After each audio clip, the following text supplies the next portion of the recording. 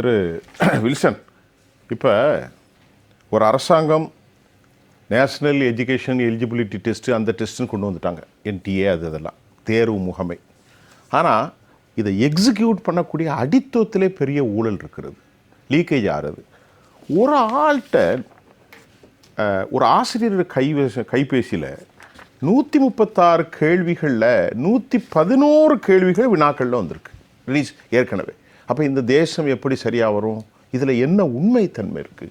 என்ன education department, அதுக்கு ஒரு மினிஸ்ட்ரி இல்லை. நம்ம என்ன சொல்கிறோன்னா, இப்போ நீட்டு தேர்வு வேண்டுமா வேண்டாமான்னா அது மிகப்பெரிய விவாதத்துக்குரிய. அது தமிழ்நாட்டை பொறுத்த வரைக்கும் நம்ம என்ன நினைக்கிறோம், நீட்டு தேர்வு தேவையில்லை. ஆமாம். ஏன்னா தமிழ்நாட்டு குறிப்பாக மருத்துவத்துறையில் மருத்துவ மாணவர்கள் மத்தியில் மிகப்பெரிய வரவேற்பை பெற்ற ஒரு மாநிலம்.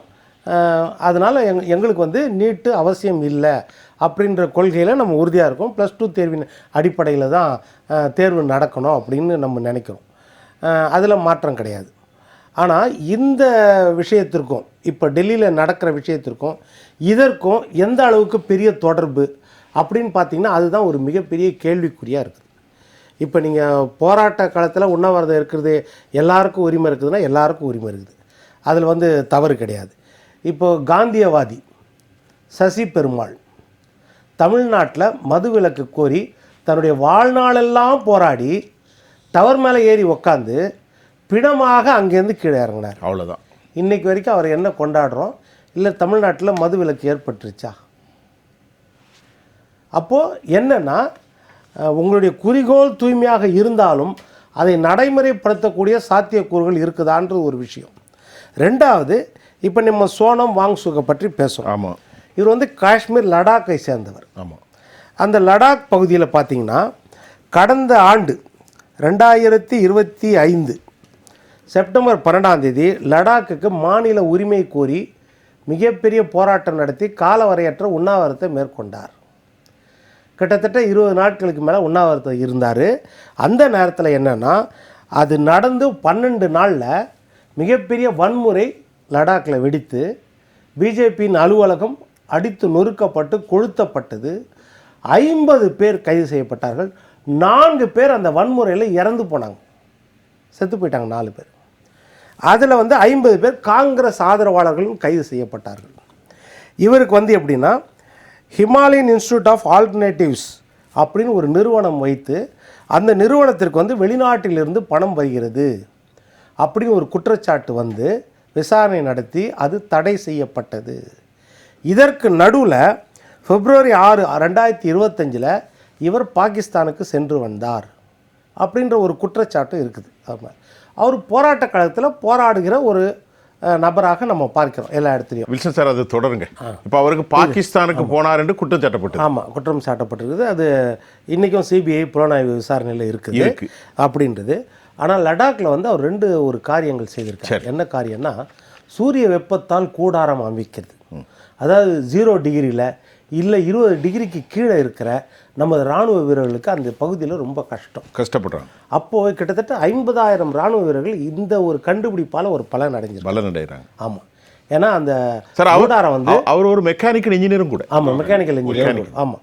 அதனால் அந்த கிட்டத்தட்ட 30 கிலோ அந்த கூடாரம் இருக்கும். அது அப்போ தூக்கிட்டு போயிடலாம் அப்படின்றது இருக்குது. அந்த எடையை குறைக்கிறதுக்கும் இப்போ அவர் முயற்சி பண்ணிகிட்ருக்கார். அந்த கூடாரம் அமைக்கிறதுல சோலார் சிஸ்டத்தில் ஒரு கூடாரம் அந்த மலை பனிச்சரிவில் இருக்கும்போது. இன்னொன்று, அந்த பகுதி மக்களுக்கு என்னென்னா, கோடை காலத்தில் ஒரு தண்ணீர் பஞ்சம் வரும். அப்போது இயற்கையில் என்னென்னா, அவர் இந்த பனிமலை இயற்கையில் உருவாக்குறது. அதாவது கூம்பு வடிவில் பனிமலை இருந்துச்சுன்னா கோடை காலத்துலேயும் அது உருகிறது லேட் ஆகுது. கண்டிப்பாக.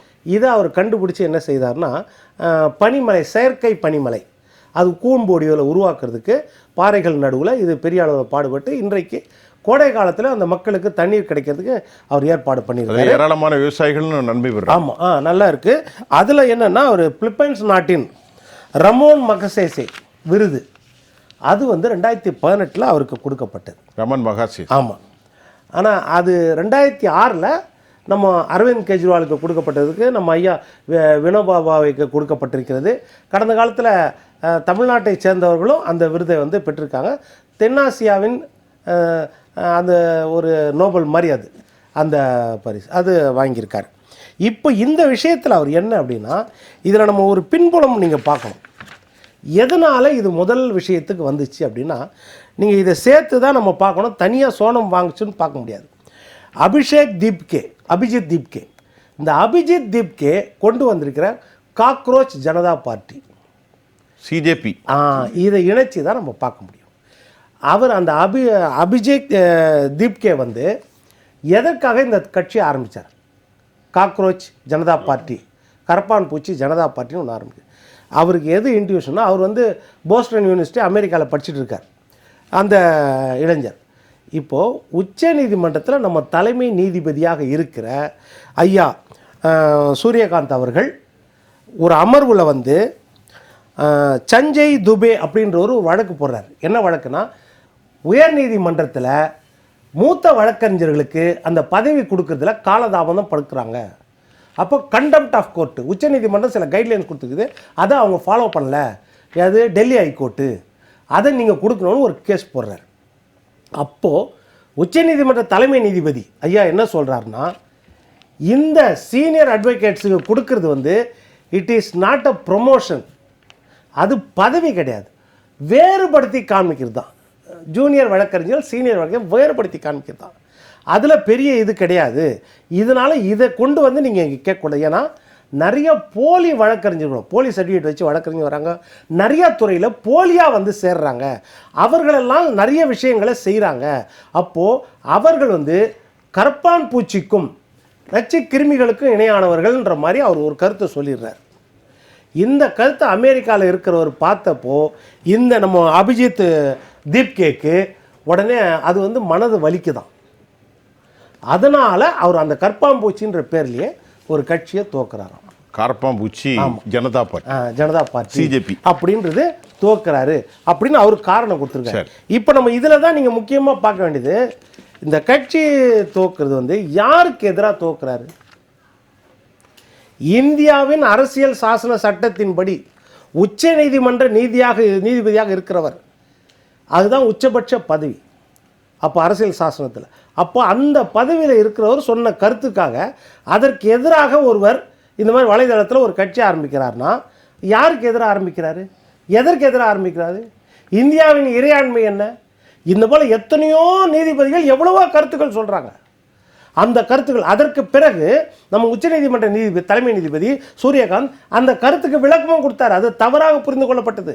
நான் வந்து எல்லா இளைஞர்களும் சொல்ல, எல்லா இளைஞர்களும் they are the pillars of this country அவர் சொல்கிறாரு. அந்த இளைஞர்களை நான் சொல்லவே இல்லை. போலியாக சர்டிஃபிகேட் வச்சுட்டு போலியாக திறமைன்னு சொல்லி போலியாக எல்லா துறையிலையும் ஊடி இருக்கிற அந்த மாதிரி இளைஞர்களை தான் நான் சொன்னேன் அப்படின்னு அவர் தெளிவாக விளக்கம் கொடுக்குறாரு.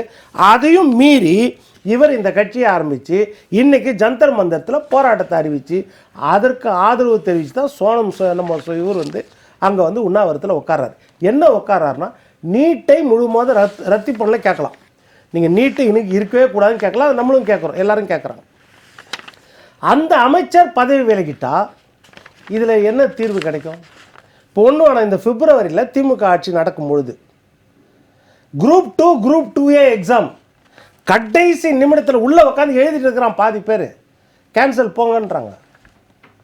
அதுவும் ப்ரிலிமினரி எக்ஸாம் 2 லட்சம் பேர் எழுதுனாங்க 828 போஸ்ட்டுக்கு. அதில் பாஸ் ஆனவங்க 10,500 பேர். அதில் 10,000 பேர் எழுதுகிறாங்க பிரைம் எக்ஸாம், முதன்மை தேர்வு எழுதுகிறாங்க. குரூப் 2 எவ்வளவு இரவு பகலாக படிச்சிருப்பான் அந்த இளைஞர்கள்.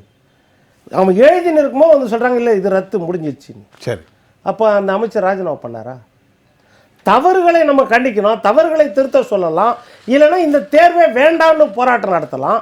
ஆனால் தர்மேந்திர பிரதான் ராஜினாமா பண்ணணும் அப்படின்ற போராட்டம்னா இதில் என்ன உள்நோக்கம் இருக்கிறது அப்படின்றது தான் கேள்வியாக இருக்குது. பொன்வில்சன் சொல்லுங்கள்.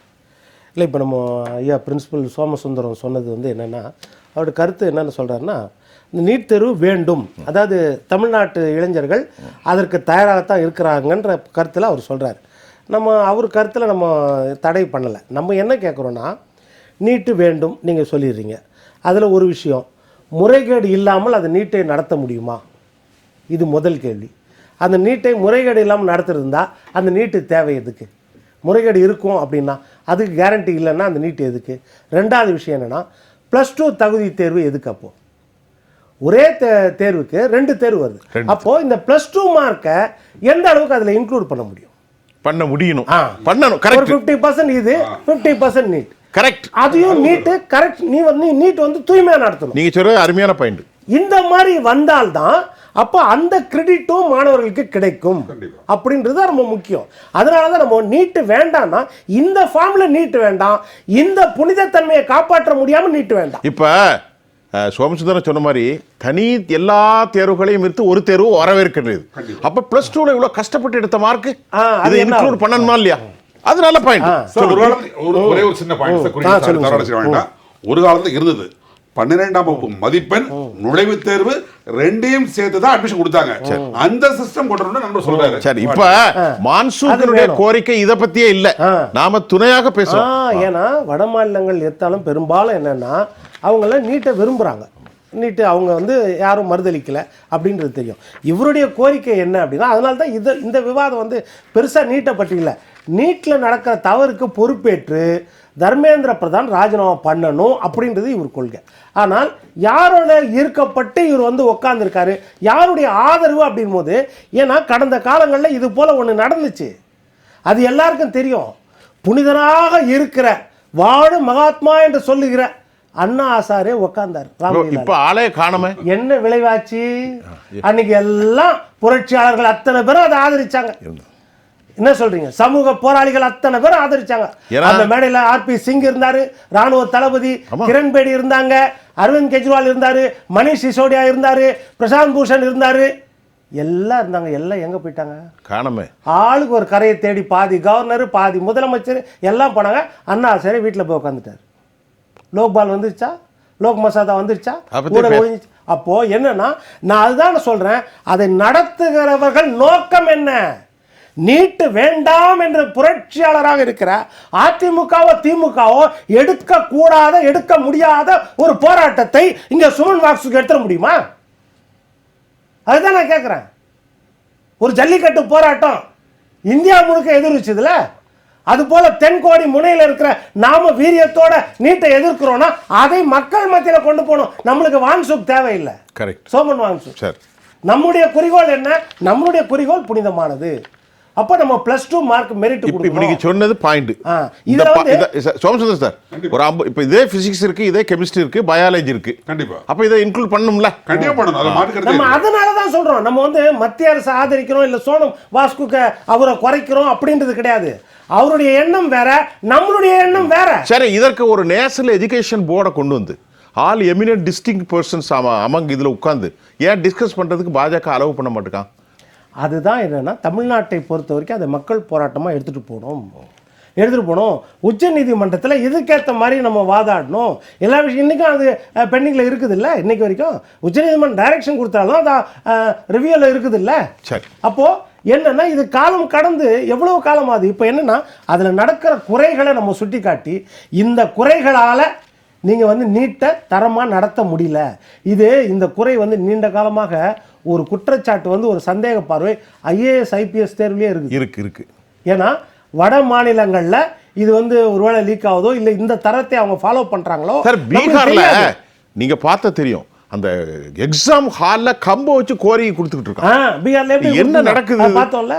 நான் எதுக்காக சொன்னா, இவருடைய இது வந்து நோக்கம் என்ன, இவருடைய எண்ணம் என்ன, இவர்கள் யார் பின்னாடி நிற்கிறாங்க அப்படின்றது தான் நம்ம முக்கியம். இதே வந்து நீங்கள் சொன்ன நம்ம அபிஜித் தீப்கே என்ன செய்தாரு? 2 வருஷம் அவர் அரவிந்த் கெஜ்ரிவாலுக்கு ஒர்க் பண்ணாரு. அரவிந்த் கெஜ்ரிவாலுக்கு அவர் வந்து நம்ம பிரசாந்த் கிஷோர் மாதிரி அவர் ஒர்க் பண்ணவர், வியூகா வகுப்பாளராக அவங்க ஒர்க் பண்ணவர். அப்போ என்ன இருக்குது? அரசியல் இருக்குங்கிறீங்க நீங்க. அரசியல் கண்டிப்பா காக்ரோச் பார்ட்டி. இன்னைக்கு ஒரே ஒரு விஷயம் சொல்றேன், ப்ரோவோக் பண்றது பின்னாடி ஒரு பெரிய பார்ட்டி அவங்க வெப்சைட்ல மேனிஃபெஸ்டோ கொடுத்திருக்காங்க பாருங்க. If the cockroach party comes to power, நாங்க பவருக்கு வந்தால் சீஃப் ஜஸ்டிஸ அவருக்கு ராஜ்யசபா சீட்டு கொடுக்க மாட்டோம். யார் சீஃப் ஜஸ்டிஸ்? இதுதான் முதல் கொள்கை. ரைட். ரெண்டாவது கொள்கை என்னன்னா, யாராவது ஓட்டை வந்து நீக்கிட்டாங்க, நம்ம கட்சிக்கார ஓட்டோ இல்லை எதிர்கட்சிக்கார ஓட்டை நீக்கிட்டாங்கன்னா அவர்களை ஊப்பா சட்டத்தில், யார் தேர்தல் கமிஷன் ஊப்பா சட்டத்தில் சிறையில் தள்ளுவோம். பாருங்க இது. அடுத்தது என்னது? அதாவது all media houses owned by influence businessman shall have their licence cancelled. எந்த ஊடகத்தையோ மீடியாவையோ வியாபார செல்வந்தர்கள் வச்சிருந்தாங்கன்னா அதை நாங்கள் கேன்சல் பண்ணிடுவோம். அப்போ கதை இப்போ இதெல்லாம் அவங்க மேனிஃபெஸ்டோவில் இருக்குது. சரி.